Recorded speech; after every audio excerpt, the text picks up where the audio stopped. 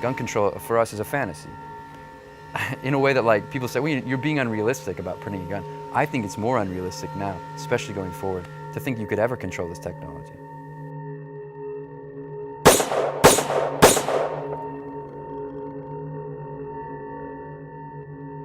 "2012 was a bloody year in America, one that saw 16 mass shootings in 15 different states. The violence led Helen O'Neill of the Associated Press to dub it the Year of the Gun. It all came to a head on December 14th in Newtown, Connecticut. Yeah, these units in the pool, I got bodies here. Let's get ambulances. That morning, 20-year-old Adam Lanza entered Sandy Hook Elementary and killed 20 children and 6 adults before taking his own life. In the hard days to come, that community needs us to be at our best as Americans, and I will do everything in my power as president to help. In the wake of the tragedy, President Obama announced 23 executive actions meant to curb gun violence. Included were universal background checks, as well as bans on assault weapons and high-capacity magazines. The only thing that stops a bad guy with a gun is a good guy with a gun. In defiance, the NRA and other pro-gun activists stepped up campaigns that directly oppose any new gun control regulations. In the midst of this political firestorm is Cody R Wilson, a 25-year-old graduate student and self-described crypto-anarchist. Cody is trying to put an end to the gun control debate with 3D printing. As one of the key figures in the wiki weapon movement, his goal is to produce and publish a file for a completely 3D printed firearm, one that anyone can download and then create with the right tools. He does this under the banner of his Austin, Texas-based company, Defense Distributed. 3D printing, or additive manufacturing, works like this. A computer-aided design, or CAD file, is created. That file is then sent to a 3D printer. The printer then builds the object in the CAD file by starting at the base and applying a series of layers. At the end of the process, a 3D printed item is born. So how will the ability to self-manufacture untraceable firearms affect the gun control debate? Motherboard traveled to Austin to get Cody Wilson's perspective.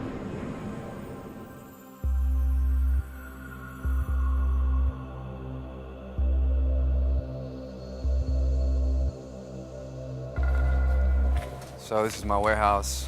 Basically, it's a space that we've been using since August.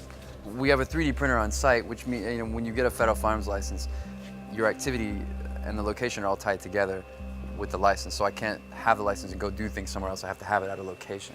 And this is the Object Connect printer that we've been using from the very beginning. Our very first low receiver is printed here. Hooked it up to an upper and fired it.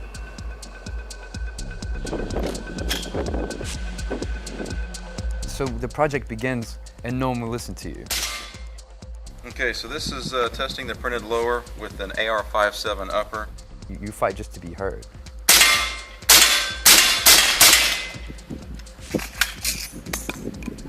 You break it, and then something changes, and then you're heard. We hypothesized a gun control future, right? Even when they weren't coming for us. You said that 3 or 4 months ago. That's right. Joe Biden, this is no country for old men. We really don't think it's a stunt, man. I think the state's now making it easier for us to prove this point, whatever this permanent assault weapon ban is going to be. How's that national conversation going? Is this guy a hero or a villain? That's a good question. By Defense Distributed in Austin, Texas. My partner, Ben Denio, the guy who basically came up with the idea with me, we were on the phone and Ben was like, we could be like arms manufacturers. That'd be cool, right? And like, yeah, what about 3D printing, And at that point, we weren't aware that anyone had done it or was trying to. And I said, if we could print a gun, other people could do this. Like, what if we gave it away, open source style? What would that mean? And we realized, wow, this is really attractive.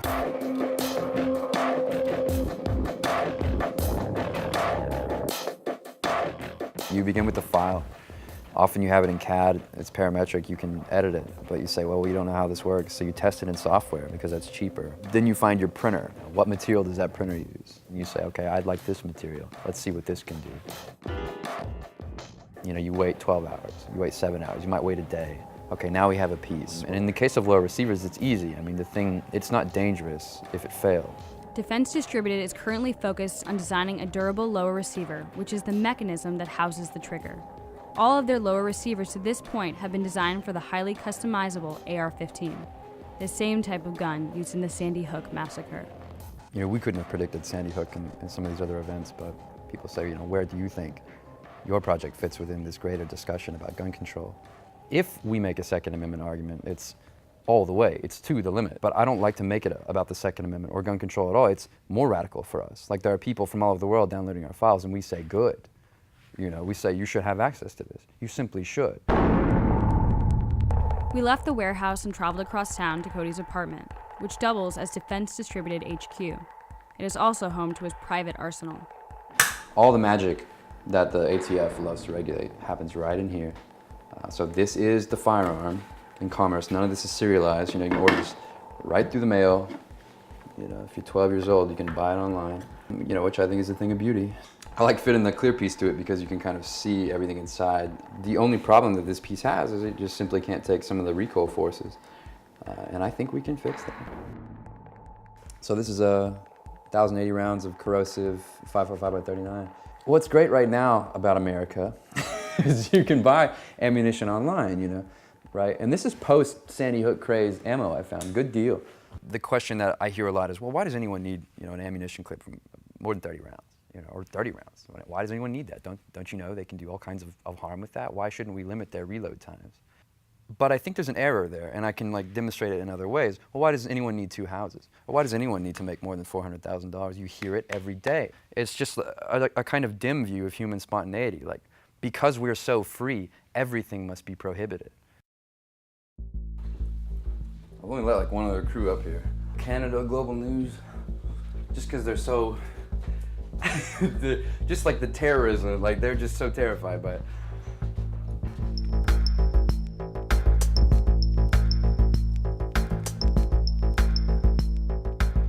For historical purposes, right, this is a pre-banned semi-auto. This is what it used to look like, kids.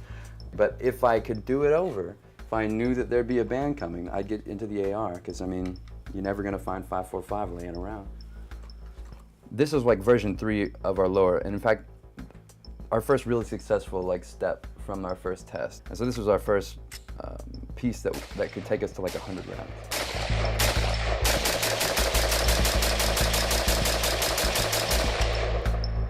And like the design of the AR system allows this. I mean, people have carved lowers out of wood. You know, this isn't, we're not trying to say like, oh, you know, here it is.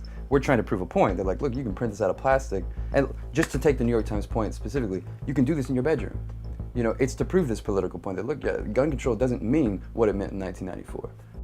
I'm Nick Bilton. I'm a columnist for the New York Times and lead writer for the New York Times Bits blog. And I cover technology and privacy and culture and the things that are changing in society as a result of those.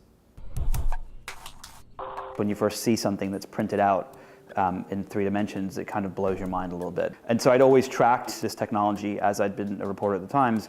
And one day I was on Thingiverse, which is a website which allows you to upload parts for 3D printers and then download them. And I came across a gun part, and I was kind of blown away. I was like, what is this thing? And the more I started to research, the more I started to find out that there was this very, very small group of people that were exploring building a 3D gun. Thingiverse.com, which is kind of like known in the hobby or the maker community to be like this repository of community information for 3D printing, it decided to take unilateral action and just remove all these gun-related files. And, you know, it seems pretty clear it was a response to Sandy Hook. So look, you know, without even judging what they're doing, it just is an act of censorship in my mind. Yeah, they have a terms of service that say, well, you can't have gun files, but they had hosted those files, some of them for up to like over a year. But those files immediately went down, and we recognized, okay, you know, people don't know, at least in the maker community, where to go now. So we decided to launch defcad.org and hosted all the files that they took down. And then since then, people have now doubled the files that we have, just sending us files. I get files at least once a day, you know, sometimes more. Oh, cool, the Blaze article's out. People rushing to download online blueprints. So it's like, you know, and this will only reinforce what's going on. So it's a piece about our site, defcad, talking more or less about how, you know, there's a virtual rush on, oh yeah, I posted this list of all the government visitors to our site. Okay, there's not like strong sharing or anything on it yet, but... Cody Wilson had been featured in Wired, I believe, and then he'd also kind of made the news as his 3D printer had been taken away after he'd put a video online explaining what he was going to do. On September 26, 2012, Cody was notified that the 3D printer he had recently began leasing was being repossessed. The manufacturer's reasoning? Cody's lack of a federal firearms license and his public statements regarding the intended use for the printer. Well, so this is, these boxes are the Uprint SE Plus printer. This is as far as I had gotten. So just wanted to tell you guys why you were taking this? No. Okay, they didn't say anything about it. So for the record, I was trying to print guns with that printer. And they took it away because I was trying to print guns with it. Just to, oh, that's cool. Just to let you know. When I called him up and we spoke, he just left the ATF's offices. They'd been actually discussing what is legal and what is not. This was an entirely new thing. They knew that it was illegal to own this part for a gun without having it registered and so on. But when you can make the part for the gun, that changes the whole course of the conversation.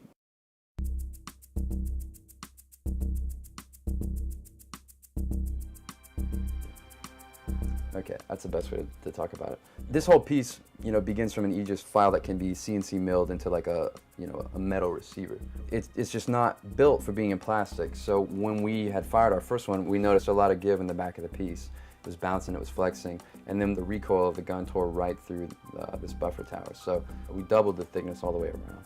And we thought, even marginally, that improves the strength, especially in the odd-jet material we were using. I'm kind of out here with only 2 or 3 people helping in Austin. We concentrate our efforts on lowers, and like I'm just now starting with magazines. And in fact, the whole operation has like pivoted. I've got like 4 or 5 guys, really all the people that I know are talented in SolidWorks, working on high-capacity magazines. It proves the point much better than the lower receiver does. You can't ban a box and a spring. This is a Colt M16, a printed high-capacity magazine.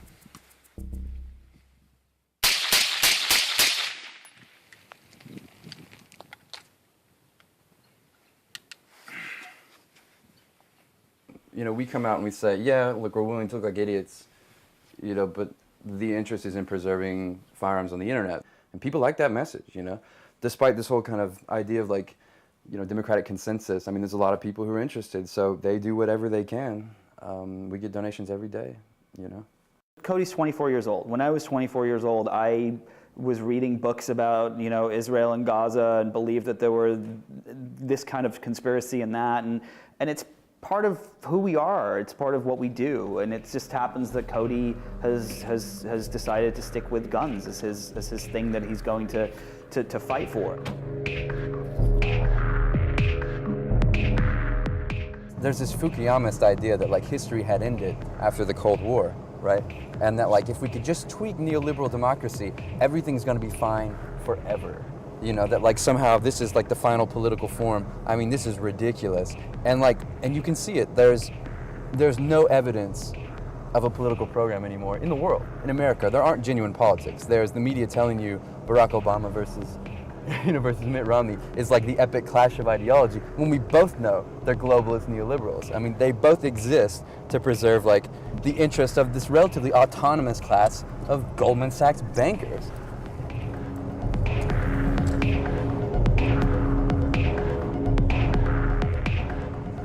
He believes that he's doing the right thing and that he is kind of perpetuating this kind of technology and looking at what it will be. But I also think that there is definitely a part of what he's doing for attention. I mean, the reader email I got on that gun piece was phenomenal, and a large majority of it was, why are you giving this kid attention? It's clear that this is why he's doing it. I don't remember a lot about my exchange with Nick, but it was like very matter of fact. He was like, why? I was like, we believe it's worth doing. The piece disappointed me a little bit. He's like, now felons and children and the insane, okay, blah, blah, blah, and this man wants children to have guns. I was like, all right, fine, take the easy road, fine. But at least he was saying, it's intentionally disruptive. That's true. The New York Times reporter sensationalizing something? No, I'm just kidding. No, what's really interesting is, so as someone who's been covering 3D printers since they were essentially becoming into the mainstream a little bit, right? I have seen that the people that are interested in them are teenagers. And so my thought when I heard about what Cody was up to was the fact that the first people that are probably going to use these are going to be kids. The reality is he could be the canary in the coal mine that is showing us what the future may be. Right. So we're at one of the service bureaus that helps us out. Basically, one of our printers north of Austin. We come here to prototype a lot of our designs. This one's good because, well, this particular printer is good because we can hop on this almost anytime we want. The volume of the machine is such that we can just kind of come in as with other pieces that are being printed.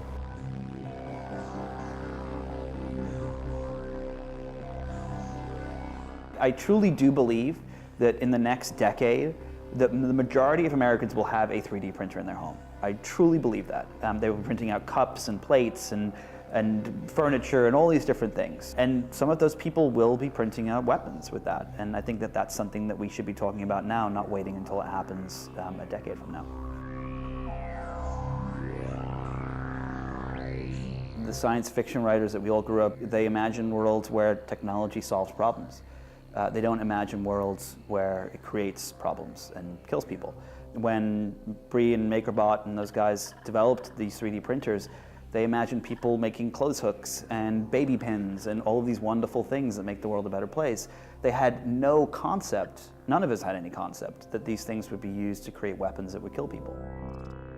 You have people like Cody that come along and look at something that you think is a cute little kitten and realize that he can program it to kill people. Other people can stand on our shoulders and learn from what we've done and take it farther. We reached out to Bree Pettis, who is CEO of MakerBot and co-founder of Thingiverse, but he refused to comment on this story.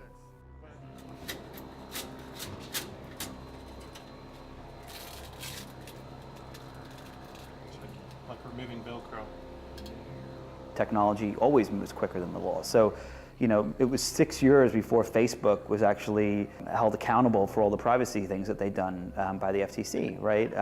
6 years and 1 billion users before the FTC actually caught up to the things that they'd done. And this is happening now with 3D printers and guns. I've read a lot of the criticisms, the back and forth in the maker community and the tech community about, well, you know, 3D printing is like desktop printing. You know, no, it's not. It's nothing like it at all. And it's not going to be the same. And, you know, who can know? I do see how there's materials like carbon morph coming out. There's complex materials coming out, even for cheap printers, in unexpected ways. And I think if complex materials can keep being developed for 3D printing, it is going to be what some people are saying about it, a real step forward. Some people are willing to run all the way with it. Maybe we're some of them. We're like, you know, oh, whole guns, you know. But it's a vision of something, you know. Thank you, man. That's good. So here's the piece we picked up. So this is like, I think revision, was it 3? Do you remember the file? Yeah. It's stained and everything? Yep, this is a black coating on it, so. That's badass. It's not threaded? Yeah. No. We got this. I got my tap wrench to work finally after the other day.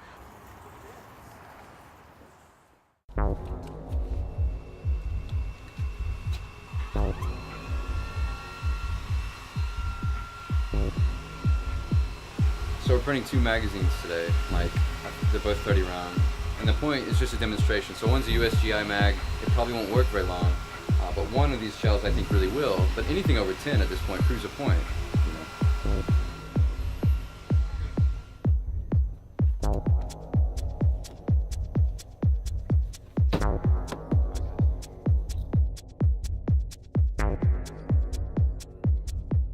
The only things recognized and like promulgated in this culture are like kinds of irreversible things, you know, progress, growth.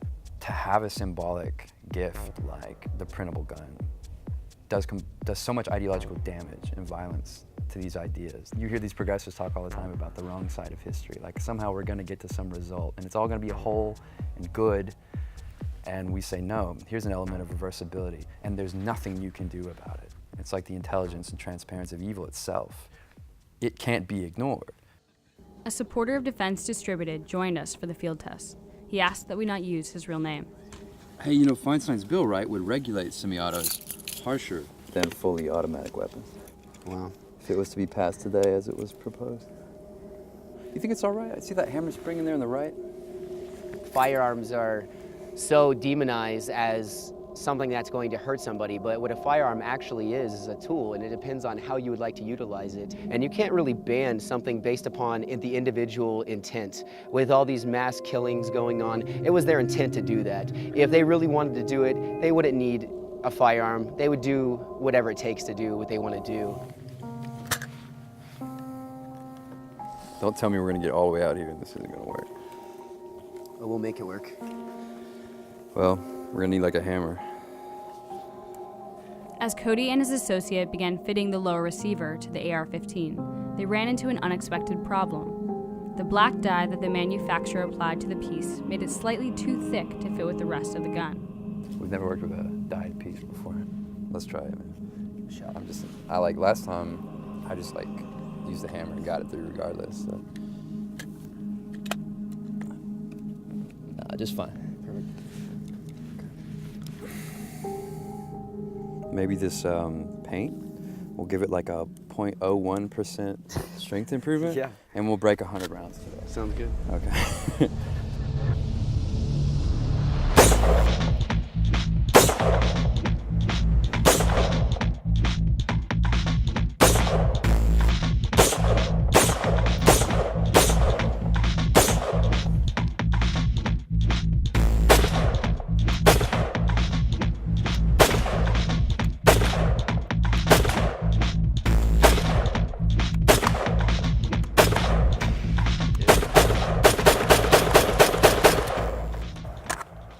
Empty? Done. Oh, we broke it? Okay. I thought it'd do well. How many rounds was that? Well, I've got a mag. You know, just pattern. At this point, you know, this is like, what, Gen 3? I mean, we know how this one's gonna break, so it's just like we told you, right through the... 27 rounds. We know that we're already in a better place in this. But I'm happy to demonstrate 30 rounds for you today, you know? Definitely.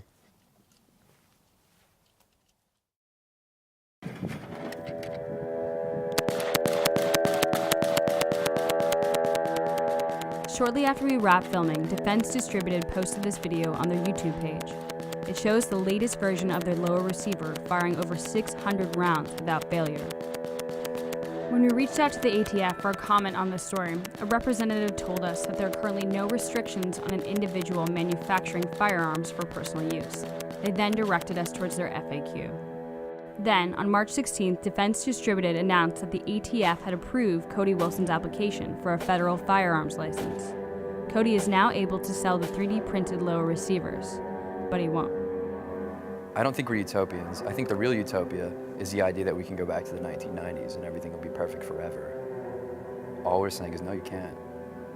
You know, now there's the internet.